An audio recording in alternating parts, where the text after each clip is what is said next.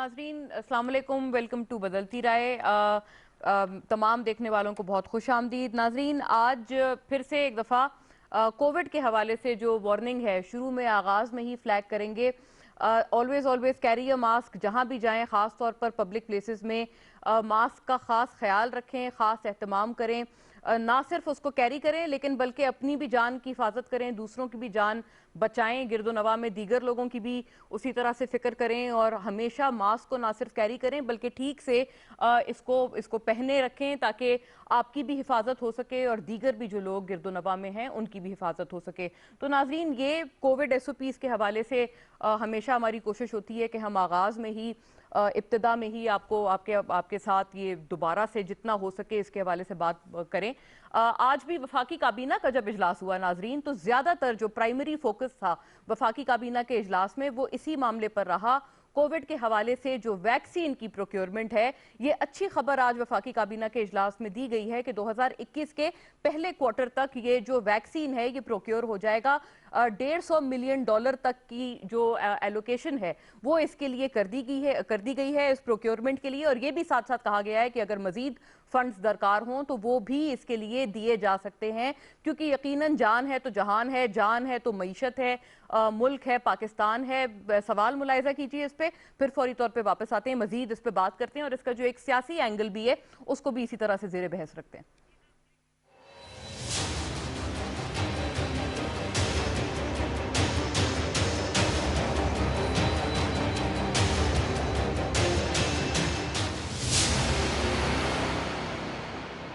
जी नाजरीन, हिकमत अमली के हवाले से बहुत चर्चा रहा, ख्वाह वो कोविड की पहली वेव हो या अब मौजूदा जो दूसरी ज्यादा मुहलिक वेव बताई जा रही है कोविड की वो हो। अभी हुकूमत की तरफ से जो हिकमत अमली सामने आई है वो यही बेसिकली और प्राइमरीली, क्योंकि अब कोविड वैक्सीन की बात है, अब कोविड वैक्सीन हम एक कदम आगे मजीद बढ़ चुके हैं, अल्लाह का लाख लाख शुक्र है। और ये बहुत बहुत बड़ी खुशखबरी है जो कि पाकिस्तानियों के साथ आज बांटी गई है कि अगर इंशाल्लाह 2021 के पहले क्वार्टर तक ये प्रोक्योर कर ली जाती है तो बहुत कुछ इसके बाद हम अपनी प्रिवेंशन के लिए कर सकते हैं, मईशत को खोल सकते हैं जिस तरह से पूरे फुल स्केल पर फुल थ्रोटल में खुलना चाहिए वगैरह वगैरह। अपनी तमाम जो एक नॉर्मल जिंदगी है और रोजमर्रा के काम है उन पे हम लोग वापस बगैर किसी डरो खौफ के गामजन हो सकते हैं। खैर नाजरीन, इस पे जो सियासी एंगल है उसके हवाले से भी बात करेंगे, इसी कंटिन्यूटी में ये जरूरी होगा। वो ये है कि बेड्स की ऑक्यूपेंसी बढ़ चुकी है, तकरीबन जो हॉस्पिटल्स हैं वो अपने फुल स्ट्रेंथ पे पाकिस्तान भर में काम कर रहे हैं। पॉजिटिविटी रेट हर जगह स्पाइक होता हुआ नजर आ रहा है। AJK में तो फुल लॉकडाउन तक जो है वो बात चली गई है, 21% से जायद वहां पर जो पॉजिटिविटी रेट है वो जा पहुंचा है। तो ऐसे में नाजरीन, हुकूमत एक तरफ मुसलसल गिला कर रही है कि जी अपोजिशन अपने जलसे जुलूस करे जा रहे हैं और उसको मौखर नहीं किया जा रहा, वहां दूसरी तरफ अपोजिशन भी हुकूमत के ऊपर पलट कर ये तनकीद करते हुए नजर आ रहे हैं कि जी आपकी तरफ से भी सियासी इज्तिमात हो रहे हैं और कन्वेंशन हो रहे हैं और GB इलेक्शन के बाद इसका ख्याल क्यों आया। और साथ साथ ये कि जैसे जमात इस्लामी का भी एक बड़ा इज्तिमा था वो किया गया, हत्ता ये कि जमात इस्लामी अपोजिशन तो है लेकिन PDM का हिस्सा नहीं है। तो ये कहा जा रहा है कि क्या ये तमाम जो कोविड वार्निंग्स हैं वो सिर्फ PDM के लिए फ्लैग की जा रही है, ये अपोजिशन पलट के एक अपना जवाबी रिबटल दे रही है। लेकिन नाजरीन, इसमें जरा हकीकी बात भी करेंगे, सियासी गुफ्तगू को भी जेर गौर रखेंगे।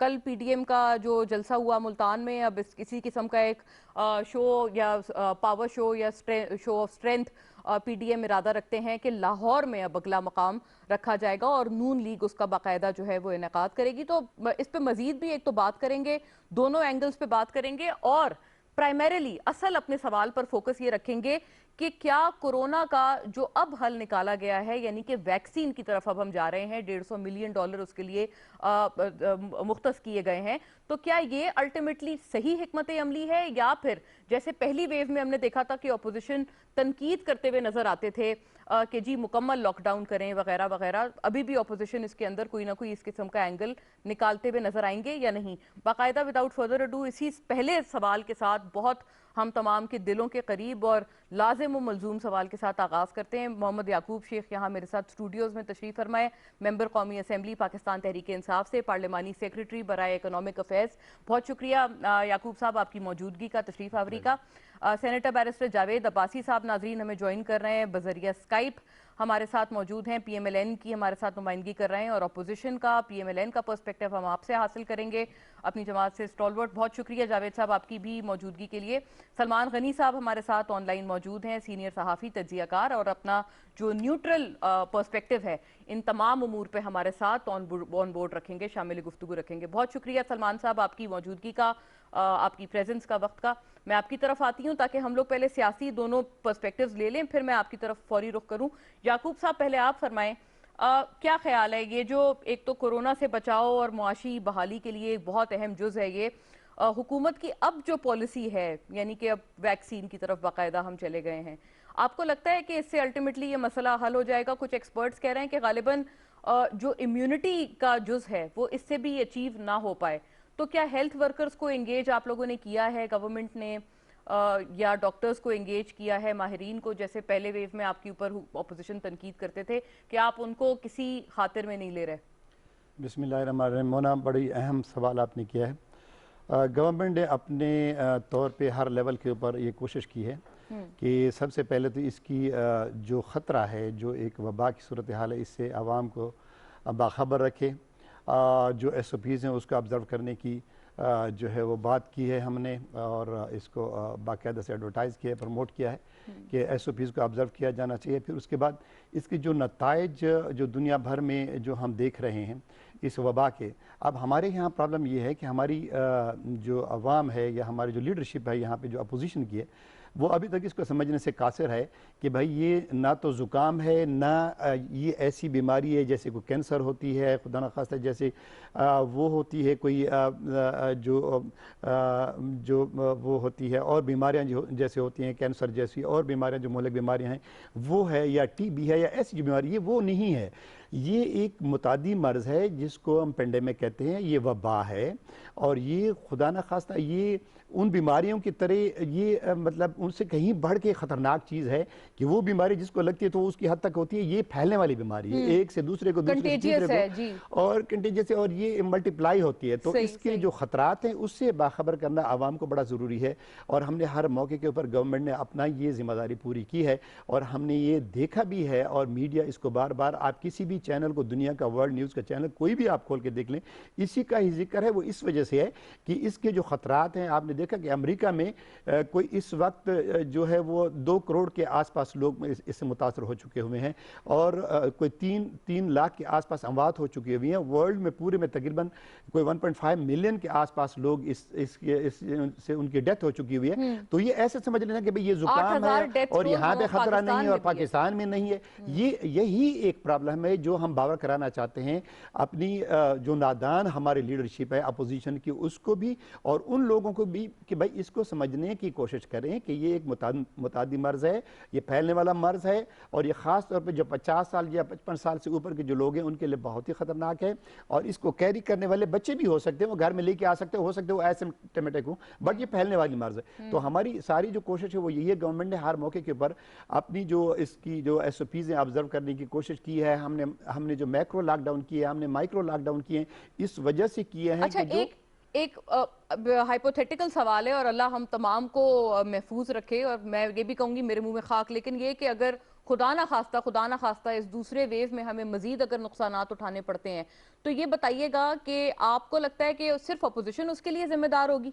क्योंकि आप अभी अपोजिशन को जैसे कह रहे हैं, आपने कहा नादान अपोजिशन, वो तो कहते हैं कि जी हुकूमत भी तो जलसे कर रहे हैं, और GB इलेक्शन से पहले हुकूमत ने बहुत और मजीद भी जलसे किए थे। प्रॉब्लम ये है मोना कि इस वक्त आप सिर्फ इस्लामाबाद की बात लें, किसी हॉस्पिटल को आप मिला के अभी चेक कर लें, उनके पास बोले कि आपस ऑक्यूपेंसी कितनी है, इसमें तो कोई शुबा नहीं, कितने बेड्स हैं। प्रॉब्लम ये है कि अगर ये मल्टीप्लाई हो जाता है तो हमें फिक्र ये है कि हम उसके लिए तैयार नहीं है, हमारे हॉस्पिटल उसके लिए तैयार नहीं है, हमारे पास इतना अमला नहीं है कि हम इस पेंडेमिक को कंट्रोल कर सकें। खुदा ना खास्ता वर्स कंडीशंस अगर आ जाती हैं और वेंटिलेटर्स तक की बात चली जाती है तो हमारे पास वेंटिलेटर्स भी कम है, हमारे पास इतना अरेंजमेंट नहीं है। जैसे जो एक डेवलप्ड वर्ल्ड में एक प्रॉब्लम आई है वो इससे यानी वो लाचार हो गए थे, अब हमारे पास इतनी फैसिलिटीज नहीं है, हम घबरा इसी वजह से रहे हैं। खौफ हमें यही है कि ये अगर मल्टीप्लाई हो गया तो ये ऐसी एक सूरत हाल इख्तियार कर लेगा जिसका गवर्नमेंट के पास भी इलाज नहीं होगा। लेकिन ये सवाल ये ना कि आपको लगेगा कि वो अपोजिशन का कसूर है, वो सिर्फ PDM जलसों की वजह से हुआ है? क्योंकि वो तो कहते हैं कि आप लोगों ने भी जलसे किए इससे पहले।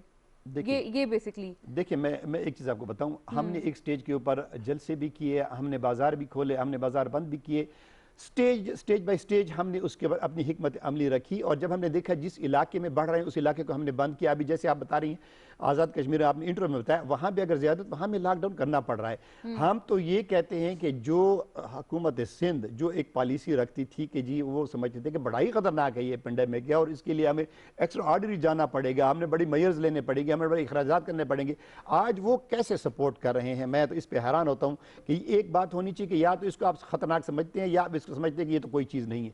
नहीं, ये ख़तरनाक है, हमें ठीक है, राइट। इसके लिए उसी हिसाब से तैयार होना पड़ेगा, हमें उसी हिसाब से इसके लिए जो है वो अपने इकदाम करने होंगे। हमारी हमारी जो परेशानी वो यही है गवर्नमेंट की।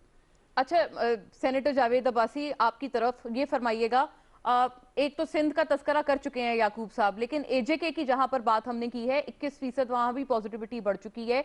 6 दिसंबर तक मुकम्मल लॉकडाउन की सूरत हाल है वहां पर। As we speak Noon League की या आपकी जमात की हुकूमत है। फरमाइएगा, आपका क्या ख्याल है, ये जो दोहरा मयार, ये बार बार हुकूमत आपको ब्लेम कर रहे हैं कि जी दोहरा मयार है। आपने जैसे पहले जो वेव था उसके अंदर आपने कहा था कि गवर्नमेंट की हिकमत अमली ठीक नहीं थी, लेकिन वो कह रहे हैं कि इस मर्तबा अगर ये खुदा ना खास्ता फैलता है तो ये आपके जो जलसे जुलूस और आप जो गैदरिंग से इज्तनाब नहीं कर रहे हैं उसकी वजह से होगा, खुदा ना खास्ता।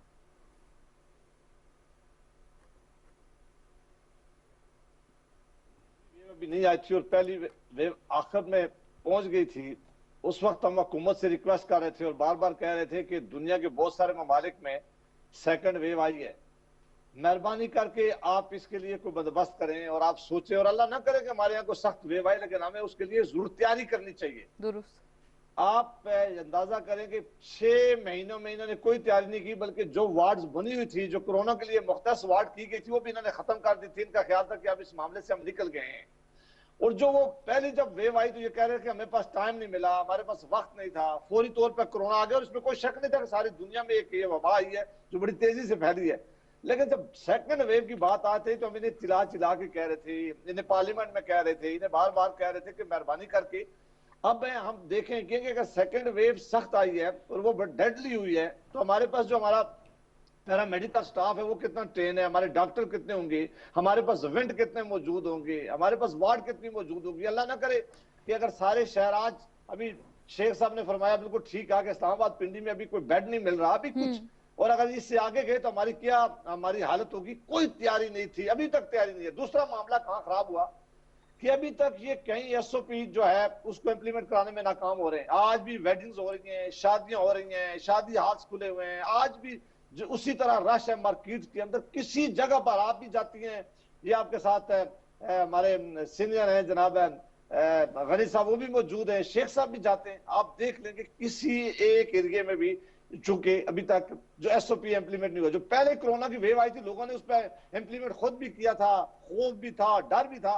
अब ना खौफ रहा है ना डर रहा है और ना ही कोई इंप्लीमेंट कर रहा है और ना ही हुकूमत की तरफ से इंप्लीमेंटेशन की कोई ऐसी पॉलिसी है कि कम से कम वो जो बड़े शहर हैं उनमें, हमारे इलाकों में तो सवाल ही पैदा नहीं होता। उसकी मेन वजह यह है कि अभी तक एक सीरियस मीटिंग नहीं बुलाई गई है। प्राइम मिनिस्टर पाकिस्तान जो है वो अपोजिशन को दुश्मन समझते हैं, वो अपोजिशन के साथ हाथ में लाना गवारा नहीं करते, वो किसी बड़े इशू पे अपोजिशन को इत्तेमाद में लेना गवारा नहीं करते।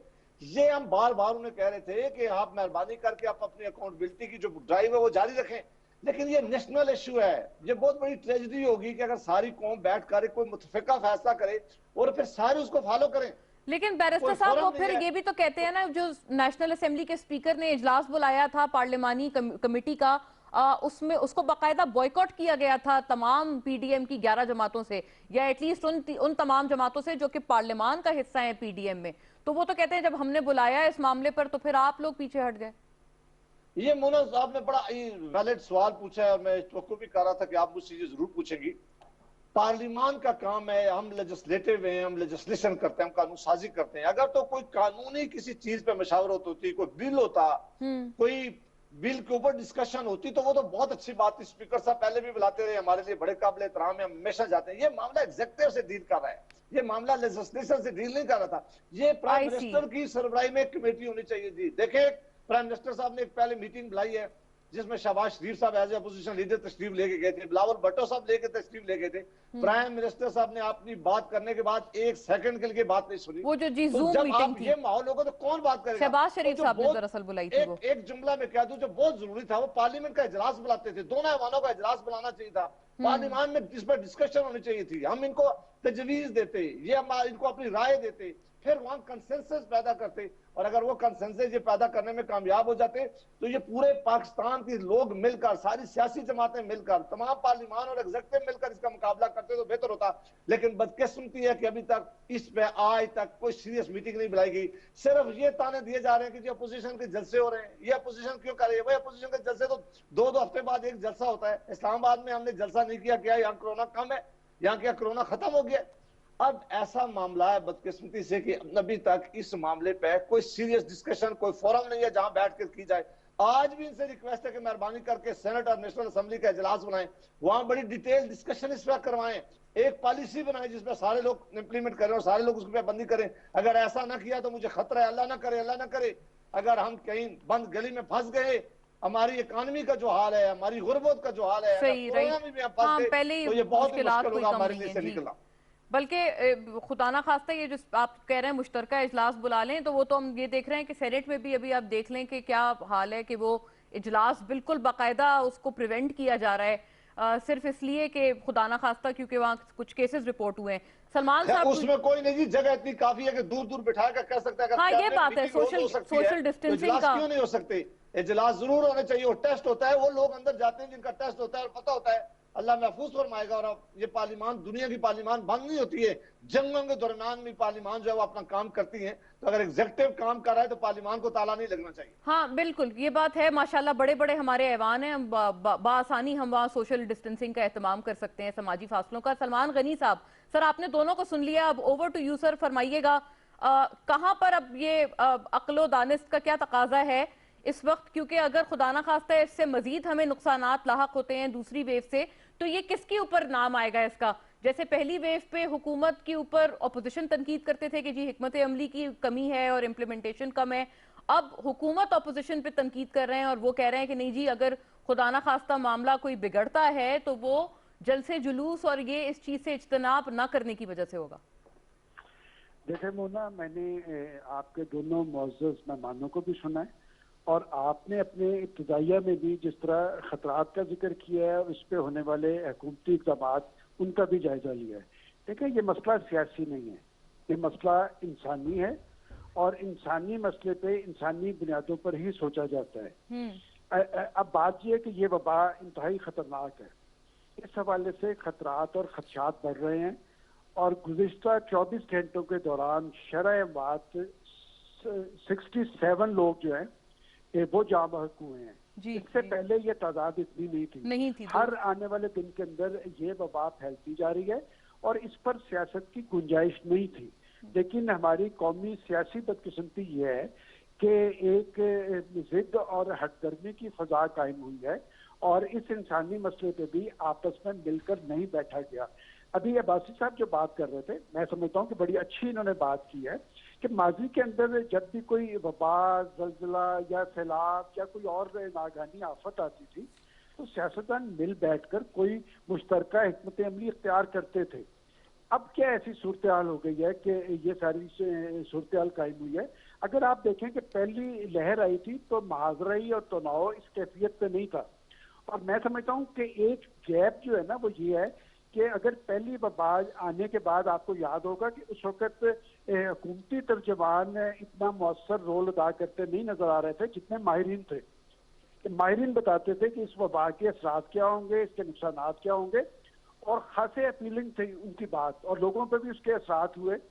अब जो दूसरी लहर आई है तो मैं समझता हूँ कि हुकूमत को इस पर ज्यादा संजीदगी जाहिर करनी चाहिए थी, लेकिन गिलगित बल्तिस्तान के इलेक्शन थे और अब जो सूरत हाल तारी हुई है कि अपोजिशन ने एक एहतजाजी जलसों का सिलसिला शुरू किया हुआ है और सियासत की जब हम बात करते हैं तो सियासत डायलॉग के अमल का नाम है। बिल्कुल, किसी जगह पर बैठकर बात की जा सकती है। देखें मुल्तान में क्या हुआ कि आपने कहा जी हम किसी कीमत पे इनको जलसा नहीं करने देंगे, हाँ। फिर आपने जलसे की भी इजाजत दे दी आखिरी वक्त में और इससे कोई हुकूमत की शोहरत अच्छी नहीं बनी।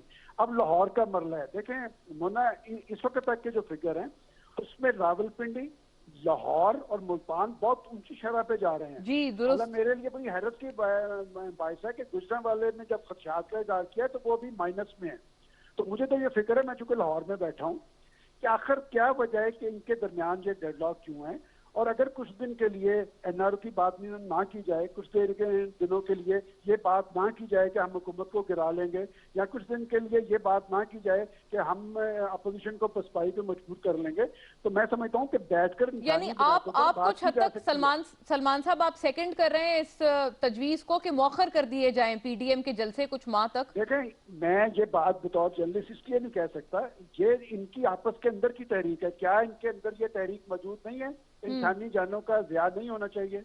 माजी के अंदर बड़े बड़े इश्यूज रहे हैं, इससे ज्यादा कड़े इश्यूज रहे हैं, लेकिन आपस में बातचीत करके कोई राह निकाल ली गई है।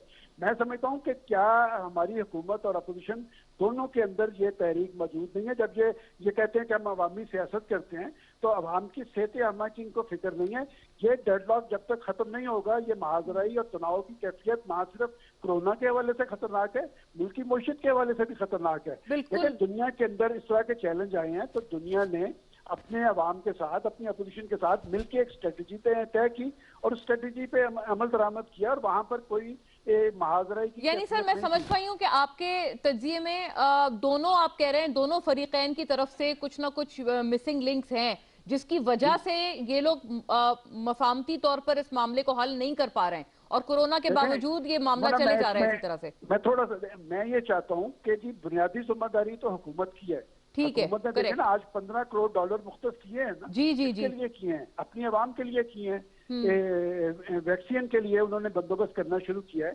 तो एक अगर प्राइम मिनिस्टर साहब इलेक्टेड प्राइम मिनिस्टर हैं, और बुनियादी जिम्मेदारी हमेशा हुकूमत की होती है कि वो संजीदगी जाहिर करती है, और मैं समझता हूँ कि ये पॉलिटिकल लोग हैं, ये माजी के हुक्मरान हैं, इन्होंने भी कल को हुकूमत में आ सकते हैं, आज की हुकूमत कल अपोजिशन में बैठ सकती है। लिहाजा ये डेडलॉक खत्म होना चाहिए। डेडलॉक खत्म होने से एक मुश्तरका हिकमत अमली बन सकती है। अच्छा, डेडलॉक लेकिन ये कि खत्म जो होगा वो सलमान साहब के व्यू में ये गवर्नमेंट की प्राइमरी एक रिस्पॉन्सिबिलिटी इस पे है। अच्छा, हमारा क्योंकि मैं वरना I would have continued in the same go कि हम इसी स्प्री में एक और राउंड लगा लें तीनों के साथ, लेकिन फौरी तौर पर मैं समझती हूँ नाज़रीन अगले सवाल की तरफ रुख करते हैं, क्योंकि दरअसल हमारा अगला सवाल है ही यही। तो मुलाहिजा कीजिएगा ये सवाल कि जी डायलॉग की इन तमाम कशमकश में कितनी अब गुंजाइश रह गई है या नहीं रह गई है, इसके ऊपर सवाल मुलाहिजा करें, मजीद बात करते हैं।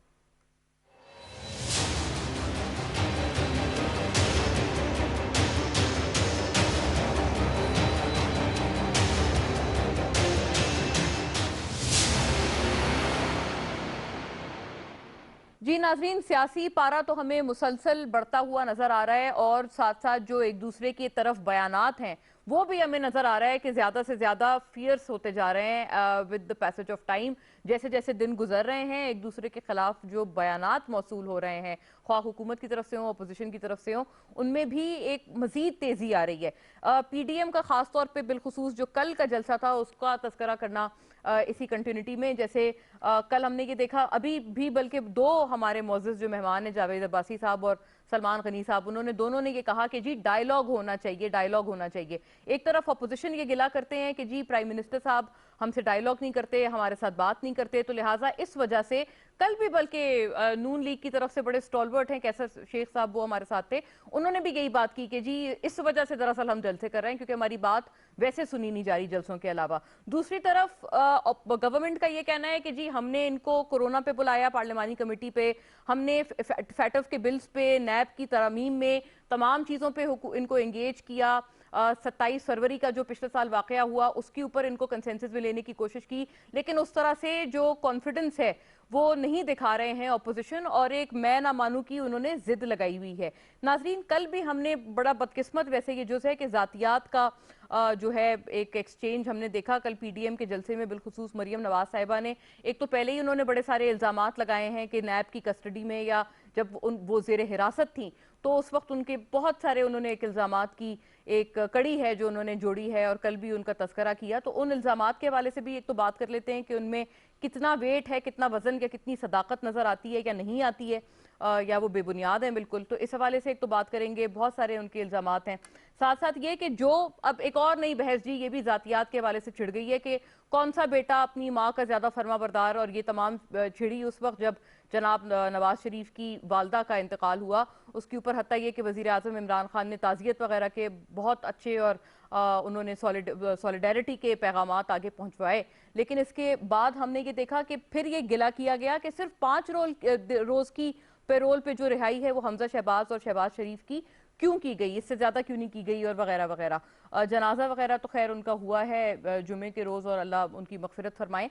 इसके हवाले से भी बात करेंगे कि इतनी स्कैथिंग किस्म की एलिगेशंस में अब बातचीत की क्या जगह मौजूद है या नहीं। जावेद साहब, आपकी तरफ, आप हमेशा ये बात करते हैं कि जी अपोजिशन को एंगेज करे हुकूमत, बार बार आपने ये तस्करा किया है।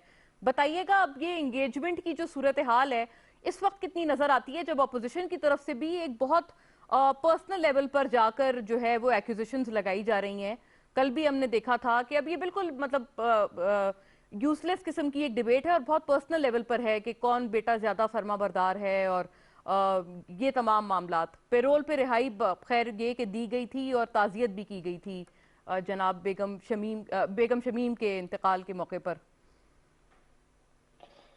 देखें जी, आपको मैं 2 वाकया जो है आपके सामने रखता हूँ। एक ये वाकया कि जब हमारी हुकूमत थी और मियां नवाज शरीफ साहब मुल्क के प्राइम मिनिस्टर थे, इमरान खान साहब ने इस्लामाबाद में धरना दिया हुआ था, APS का वाकया हो गया, हमारे बच्चों के जो है वो एक टेररिज्म के नतीजे में उनको शहीद कर दिया गया।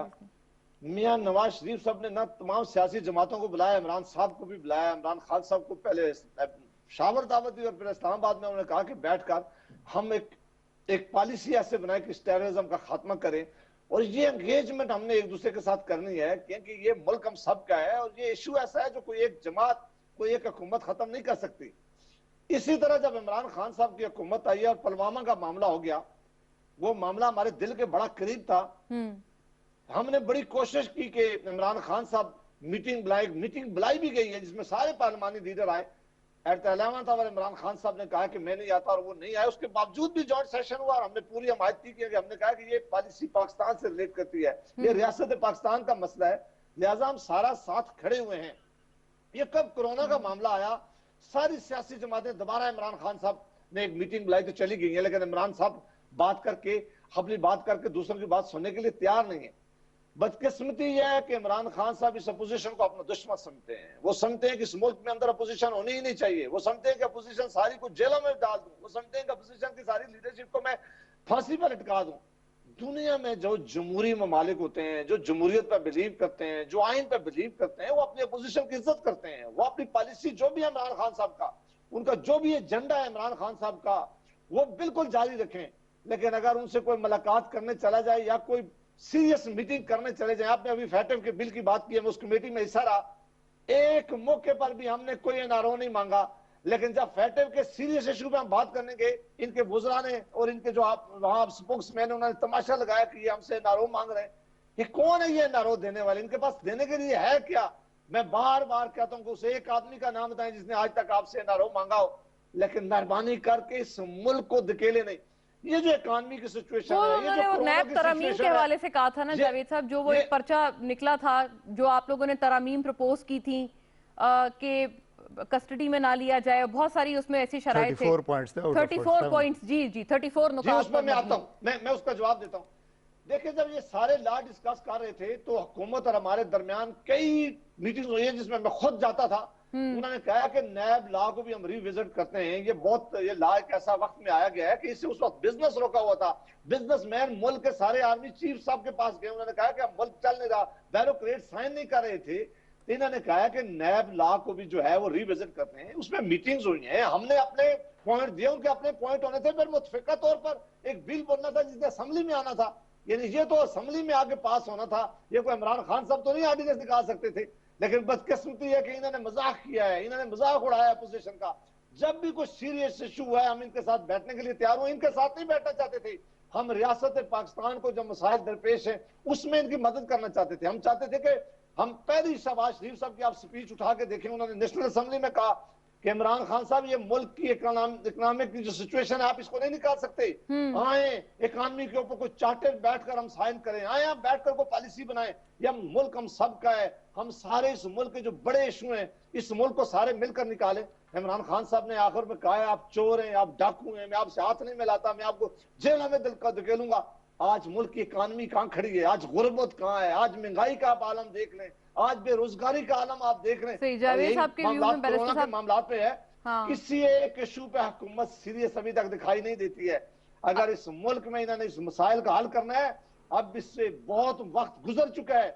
अल्लाह करे कि अभी इनके होश के नाखन आ जाएं कि कोई डायलॉग किया जाए, बैठकर बात की जाए आपस में। ठीक है, यानी डायलॉग की तो यकीनन आपने पहले भी हिमायत की है, अभी भी आप दोबारा सारे मिलकर भी निकाल सकेंगे इसको। आप अभी भी समझते हैं कि इतने हालात हैं या आपस में ऐसे ताल्लुकात हो सकते हैं कि डायलॉग हो पाएगा? नाज़रीन, मैं चाहूंगी कि इसके ऊपर हम क्विकली तमाम के व्यूज पहले ले लें, फिर उसके बाद एक क्विक राउंड दोबारा लगाते हैं कि जिस किस्म की एलिगेशंस वगैरह अब लगाई जा रही हैं, जातियात बड़ी पर्सनल किस्म की अब बातें गुफ्तगू हो रही हैं, तो ऐसे में डायलॉग की क्या गुंजाइश रह जाती है? सलमान साहब, इसका पहले आप जवाब फरमा दें, फिर आई विश के हम एक और राउंड लगा पाए, हमें वक्त इजाजत दे तो। कोई गुंजाइश है सर? बड़े स्कैथिंग किस्म के एलिगेशंस जनाब इमरान खान ने ताज़ियत भी की बेगम शमीम के इंतकाल पर, और ये कि पैरोल पे रिहाई भी दी गई दोनों को, हमजा साहब और शहबाज शरीफ साहब, लेकिन ये कि फिर भी कल मरियम नवाज साहिबा वही गिला करती हुई नजर आई कि हुकूमत को बताना चाहिए था उनको कि उनकी दादी का इंतकाल हो गया। सलमान साहब। ओके राइट, सलमान साहब को मैं गालिबन मेरी ऑडियो नहीं पहुंच रही, उनको दोबारा रिकनेक्ट करते हैं। याकूब साहब, इसका आप स्ट्रेट टू यूज यही इसी सवाल का जवाब। देखिए मुन्ना, गवर्नमेंट कभी नहीं चाहती कि उसके फ्रिक्शन रहे और गवर्नमेंट के कामों में कोई हर्ज आए।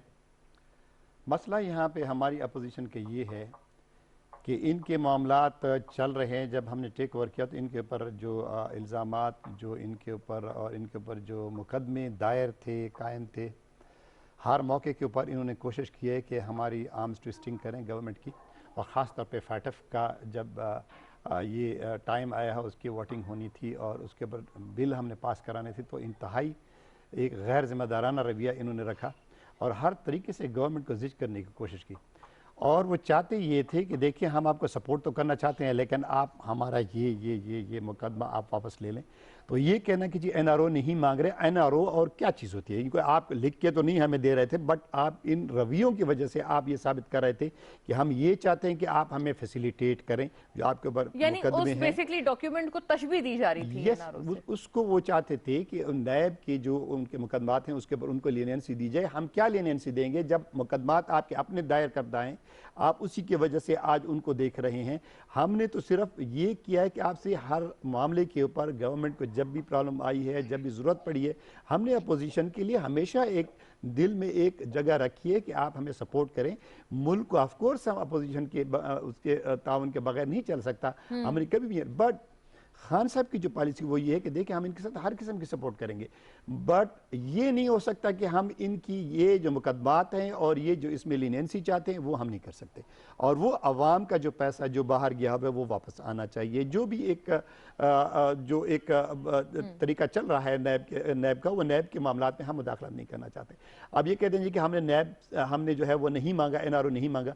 मांगे या ना मांगे की बात नहीं होती कि आप अल-ऐलान हमें कहेंगे, बट अब रवियों से आपने बहुत दफा। लेकिन याकूब साहब, जैसे एक और वाक़े का उन्होंने जिक्र किया 27 फरवरी 2019 का, कि जब उस वक्त बुलाई गई मीटिंग तो वजीर आजम साहब उसमें मौजूद नहीं थे। आपको पता है अपोजिशन ने उस वक्त भी इसके ऊपर काफी वावेला क्रिएट किया था। उन्होंने कहा था कि क्यों आया और वजीर आजम क्यों मौजूद नहीं थे जब वहां पर तमाम दीगर मौजूद थे। देखें, वजीर आजम साहब को अपोजिशन के साथ बैठने में कोई तामुल नहीं है। बात यह है कि जो लोग मुकदमे झील रहे हैं, जो मुकदमे में कन्विक्ट हो चुके हैं, जो जेलों में हैं, वहाँ जवाज नहीं बनता कि प्राइम मिनिस्टर उनके साथ बैठे।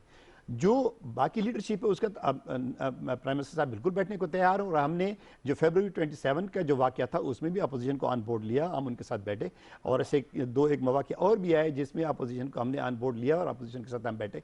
बट हमसे ये एक्सपेक्ट ना करें कि हम किसी वजह से ब्लैकमेलिंग में आ जाएंगे, आप हमारी आर्म्स ट्विस्टिंग करेंगे और जो अवाम के और जो हुकूमत के और पाकिस्तान के जो मफादात हैं उसके ऊपर आप हमारे साथ बारगेनिंग की कोशिश करेंगे। ये चीज़ मेरे ख्याल में खान साहब की पॉलिसी में हरगिज़ नहीं है, तो इसके ऊपर मेरे ख्याल में कोई बात ही नहीं हो सकती।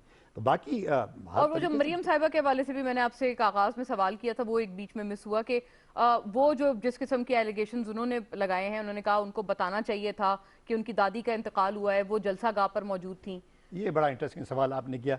अब देखिए कि वहाँ पे अगर ये इसमें गवर्नमेंट का क्या कसूर है कि आपकी अगर कम्युनिकेशन इतनी है कि आप एक जगह से दूसरी जगह जा रही हैं तो आपके पास तो इतनी कॉन्टेक्ट्स हैं कि आपको इसकी इतला मिल जानी चाहिए थी। अब ये भी गवर्नमेंट का कसूर था कि आपको जाके बताया कि जी आपकी दादी की फौतगी हो गई हुई है, ये तो आपको खुद पता होना चाहिए था। इसका कसूर आप कैसे गवर्नमेंट के ऊपर लगा रही? बात यह है कि इस वक्त एक रवैया जो सामने आया है, वो जलसा वैसे आपके सूबे में था, केपी में था, तो वो कह रही थी कि वहाँ सिग्नल्स ही नहीं थे, इसलिए मुझे पता नहीं चला। तो सिग्नल्स अगर नहीं थे तो किसी वजह से गवर्नमेंट ने अगर वहां पे वो जैम किया था, आप ही नहीं कहते जलसों की वजह से आपने रोके थे ना? देखिए वहां पे जो सिचुएशन है गवर्नमेंट के एक नहीं होता कि ये देखना होता जी कि आप जलसा कर रहे हैं तो आपको बेलगाम छोड़ दें, हम ये ना देखेंगे उस जलसे में कौन आ रहा है कौन जा रहा है, खुदा ना खास्ता कोई वाकया हो जाता तो उसका कौन जिम्मेदार होता। तो गवर्नमेंट हर तरीके से सिक्योरिटी को पहले इंश्योर करती है, फिर उसके बाद बाकी मामला को देखती है। एक चीज़ मैं आपको बताऊँ जो इंपॉर्टेंट है वो ये है कि यही एक प्रॉब्लम हमारे साथ है कि हमें कॉलोनाइज कर दिया गया हुआ है। जो अवाम है पाकिस्तान की, ये एक कॉलोनाइज करना चाहते हैं उसको। ये जमहूरियत जो पीडीएम जिसका नाम इन्होंने रखा है, ये किस चीज़ की जमहूरियत के लिए लड़ रहे हैं? आप पहली बात तो ये कि इसमें जो लीडरान आपको सामने नजर आए जो कंटेनर पर खड़े होते सारे के सारे हारे हुए में, इसमें मुझे आप बताइएगा काली के जलसे की आप बात करें, इसमें कौन वो लोग थे जो आवाम की नुमाइंदगी कर रहे थे? ठीक है अपने तौर पर वो लीडर होंगे, अपनी पार्टी के वो होंगे, सरबराह होंगे, बट उन्होंने इलेक्शन में वहां पे हार खाई है, आवाम ने उनको रिजेक्ट किया है। फिर उसके बाद जब आप नई लीडरशिप लेके आ रहे हैं तो ये एक टैक्टफुली जिस तरीके से आपने लॉन्च किया एक नई लीडर को पीपल्स पार्टी की तरफ से, तो ये एक रवैया आपको नजर आना चाहिए कि हम कौन लोग हैं, हम कॉलोनाइज हैं, हम गुलाम हैं, हम नौकर हैं। जमहूरियत कहां पे रह जाती है? जी ठीक है। प्रचार करने वाले जमहूरियत कहां से? ये अपने बच्चों को आगे लेके आना, अपनी पार्टियों के अंदर जमहूरियत है नहीं, आप बात जमहूरियत की कर रहे हैं। सलमान साहब आप इस पे मजीद बता दें। ये अभी आपने सुना है याकूब साहब वो कह रहे हैं कि जी ये तो गुलामी की दरअसल अक्कासी करते हैं, और ये मौरूसी सियासत के हवाले से उन्होंने जो बात की, ये भी बता दें कि देखें दोनों तरफ से बड़े अब एक दूसरे के खिलाफ बहुत संगीन किस्म के इल्जामात भी लग रहे हैं और माहौल बहुत गर्मा गया है हुकूमत और अपोजिशन के दरमियान। कोई डायलॉग की या मफाहमत की गुंजाइश रह भी गई है? देखें मोना, आपके दोनों मोअज़्ज़ज़ मेहमान इनकी सारी गुफ्तगू सुन लें। दोनों चूंकि पॉलिटिकल लोग हैं, दोनों डायलॉग की जरूरत और अहमियत की बात तो कर रहे हैं। मैं समझता हूँ कि अगर इनिशिएटिव हमेशा हुकूमत लेती है और अपोजिशन को दावत देती है, और अगर अपोजिशन मुज़ाकरात की मेज पे ना आए तो ये प्लस पॉइंट हुकूमत का होता है और दफाई महाज पे अपोजिशन चली जाती है। अब अगर अपोजिशन ये बात कर रही है तो आखिर क्या वजह है कि आप पाकिस्तान के अंदर सियासत और जमहूरियत की बात करते हैं लेकिन सियासी और जमहूरी तर्ज अमल अख्तियार करने के लिए तैयार नहीं है? आप माजी की सारी तारीख उठा के देख लें, आपकी सियासी तारीख में बदतरीन मुखालिफ जुल्फ़िकार अली भुट्टो साहब जब शिमला में गए तो मौलाना मौदूदी को जेल में से लाया गया और वो अलविदा कहने वालों में से शामिल थे। तो ये हमेशा पार्टीज के अंदर ऐसे लोग मौजूद होते हैं जो पॉलिटिकल मशवरे देते हैं। मैं समझता हूँ शाह महमूद कुरैशी साहब हैं, असद उमर साहब हैं और लोग हैं, ये बैठकर जब आप पॉलिटिकल मुशावरत करेंगे तो यकीनन इसमें से हल निकलेगा। और हमेशा हल बेहतर वही होता है जो बैठकर निकाला जाए। जिद और हटदर्मी हमेशा मसाइल बढ़ाती है, मसाइल को कम नहीं करती, और डायलॉग का अमल हमेशा हुकूमत। सर वो शाह महमूद साहब थे ना उसमें, वो जो फैट ऑफ बिल्स वाला मामला था, वो बल्कि उस तमाम को तो लीड कर रहे थे, लेकिन आपने देखा कि वो भी एक नई महाजराई का सबब बन गया हुकूमत और अपोजिशन के दरमियान। शाह महमूद कुरैशी साहब नहीं थे, आपके साथ अब्बासी साहब बैठे हैं, उसमें कुछ और लोग भी मौजूद थे। अच्छा, बात यह कि जब तक तहरीक आपके अंदर मौजूद ना हो, मैं समझता हूँ कि आप जरूर केसेस चलाएं। अगर इन्होंने करप्शन किया ना जरूर करें। आज तक आप टेडी पैसा तो उनसे बरामद नहीं कर सके। मेरा मसला तो ये है ना कि जब हम ये कहते हैं कि अरबों की लूट कसूट में शामिल थे लेकिन आज तक आउटपुट तो कुछ नहीं है।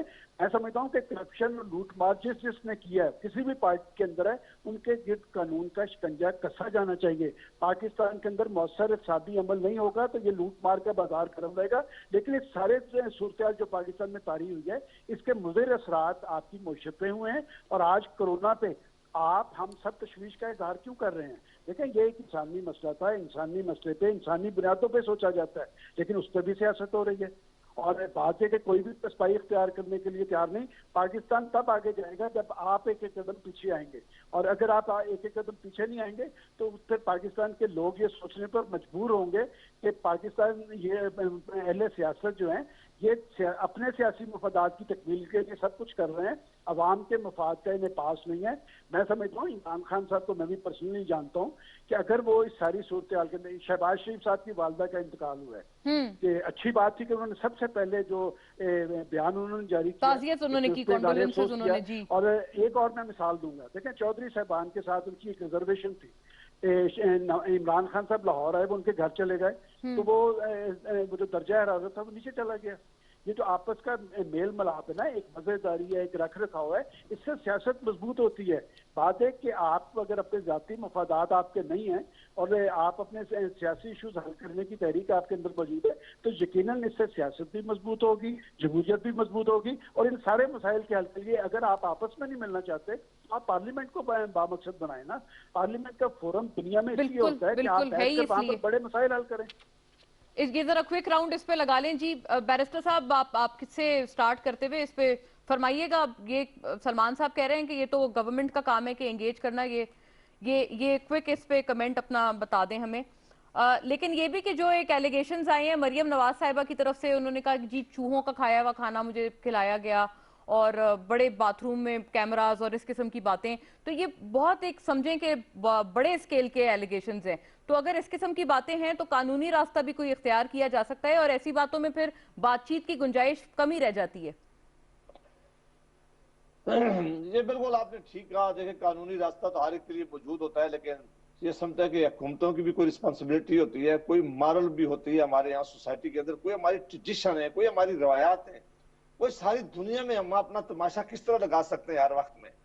मैं फिर अपनी बात दोहराऊंगा जो मैंने पहले भी किया और मैं सलमान गनी साहब ने भी उस बात की तहरीर की है कि अगर तो इस मुल्क का मुस्तकबिल जमहूरियत है, अगर इस मुल्क का मुस्तकबिल इस आइन के अंदर है कि हमें काम करना होगा, तो जो जो अख्तियार जिसके हैं उसे काम करना पड़ेगा, तो फिर ताकि इस मुल्क को आगे लेके चलेंगे। अगर आज अपोजिशन और हुकूमत दोनों बैठकर पार्लियामान के अंदर काम करते हैं, पार्लियामान में लेजिस्लेशन करते हैं, बड़े मुश्किल वक्त में भी एक दूसरे की बात सुनते हैं, डायलॉग करते हैं और बड़ी शदीद आपस में बाज दफा ऐसे माहौल भी होता है कि बड़े शदीद आपस में दबाव भी होता है, एक दूसरे के लिए कई चीजें एक्सेप्टेंस नहीं होती, लेकिन उनका एक काम है कि बैठ के हल निकालते हैं। यहाँ बदकिस्मती हो गई है कि हमारे सियासी रवैये में इतनी शिद्दत आ गई है कि हमने जी दरअसल सवाल ही यही है कि इस शिद्दत के साथ अब क्या किया जाए, क्योंकि अब तो जब बुलाया जा रहा है पीडीएम के, जब से जलसे वगैरह शुरू हुए हैं काफी ऐसे मकामात हमने देखे हैं जब गवर्नमेंट ने बुलाया है लेकिन पीडीएम क़यादत ने मना कर दिया है कि जी हम नहीं बैठेंगे। देखें एक ऐसा वक्त भी आया, मैं आपकी तवज्जो फिर दोहराऊं कि ये वक्त में बड़ी मिसाल नहीं दे रहा कि एक वक्त आया कि पीटीआई के तमाम जो पार्लियामेंटेरियन थे उन्होंने इस्तीफे दे दिए। जी जी हमारे स्पीकर थे उस वक्त सरदार अय्याज सादिक साहब, अगर वो एक्सेप्ट कर लेते तो फौरन कर, लेकिन हमने इंतजार किया, हमने कहा नहीं इन्हें पार्लियामान में रहना चाहिए, ये पार्लियामान में अपना रोल प्ले करें। हम नहीं चाहते थे कि हम इस लड़ाई को उस हद तक ले जाएं कि पार्लियामान को ही हम जो है रिडंडेंट कर दें, कि उस पार्लियामान का जो अफादियत है वही खत्म कर दें। फिर इस दफा एक दफा ऐसा आया कि चाइना के प्रेसिडेंट ने आना था, यहाँ धरने की वजह से नहीं आ सके, फिर भी हमने ये बर्दाश्त किए बातें। आप भी हुकूमत को चाहिए कि होश के नाखन लें, ये अकेले कोई चीज का हल नहीं निकाल सकते। पहले इन्होंने बड़ी देर कर दी है, सिर्फ दूसरों को चोर कहना, दूसरों को डाकू कहना, दूसरों को गाली देना, दूसरों की पगड़ियां उछालना, दूसरों की इज्जत जो है उसको खराब करना, इससे मजीद इसमें टाइम का ज़िया नहीं हो सकता। पॉइंट के लिए आपको बहुत मजबूत मनसूबाबंदी करनी पड़ेगी और वो उसी वक्त मुमकिन होगी जब पाकिस्तान की सियासी जमातें उनको बैक करें। ठीक है जी। याकूब साहब आप क्यों एंगेज नहीं कर रहे हैं? Your quick response on this. देखिए इमरान खान की कोई ज़ाती दुश्मनी नहीं है अपोजिशन लीडरान के साथ, अपोजिशन पार्टीज के साथ। क्या झगड़ा है हमारा? मैं अब्बासी साहब से पूछना चाहता हूँ, क्या कुछ नहीं किया? अपोजिशन के पास जितने साल इक़्तिदार रहा, दो तीन दफ़ा बारियाँ ली इन्होंने, और फिर उसके बाद जो हाल इन्होंने इकॉनमी का किया, जो हाल इन्होंने इंस्टीट्यूशंस का किया, जो हाल इन्होंने पाकिस्तान का किया, वो किसी से क्या छुपा हुआ है? क्या आप खुद दिल पे हाथ रख के कहें क्या ये सब ठीक था? खुदा के वास्ते एक पाकिस्तानी होने के नाते ये सोचें कि क्या ये सब ठीक था। इमरान खान को क्या गम है? इमरान खान को जो गम है और जो दुख है वो ये है कि वो इन चीज़ों को ठीक करना चाह रहे हैं। आज आप पाकिस्तान स्टील की आप बात करते हैं, उसके ऊपर मैं सर अर्ज करूं, मुझे सिर्फ थोड़ा सा मौका दीजिएगा। जो इदारे जो तबाह हो चुके हैं वो क्यों हुए हैं, उसका जिम्मेदार इमरान खान है। आज उसके गले में आपने डाल दिया, आज वो उनको ठीक करने की कोशिश कर रहा है। आप सिर्फ पाकिस्तान स्टील की मिसाल ले लें, मैं पूरे पाकिस्तान उसकी तो बात ही और है, बाकी इदारों को तो बात ही छोड़ दें।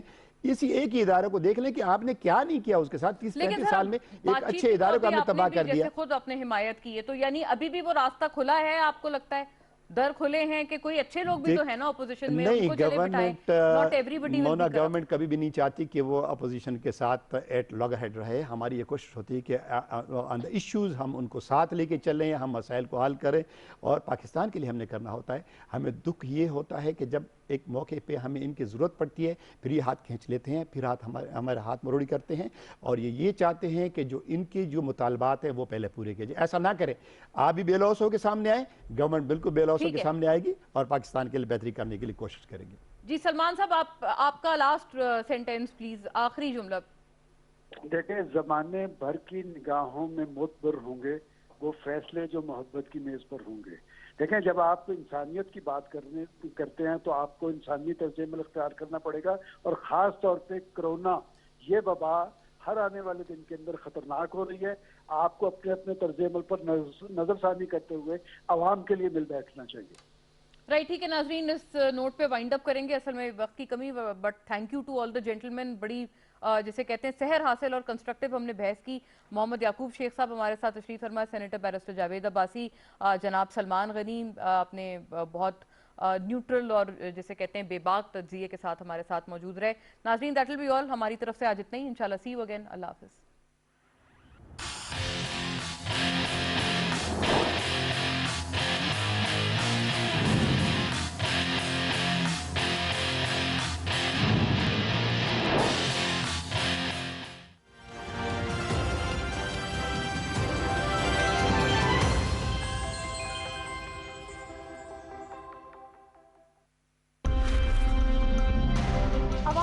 वोट की ताकत है, अवामी नुमाइंदों को इक़्तिदार के हवालों तक पहुंचा सकती है, और अवाम की खातिर किए जाने वाले फैसलों के समरात अवाम तक पहुंचाना इन्हीं नुमाइंदों का फर्ज है।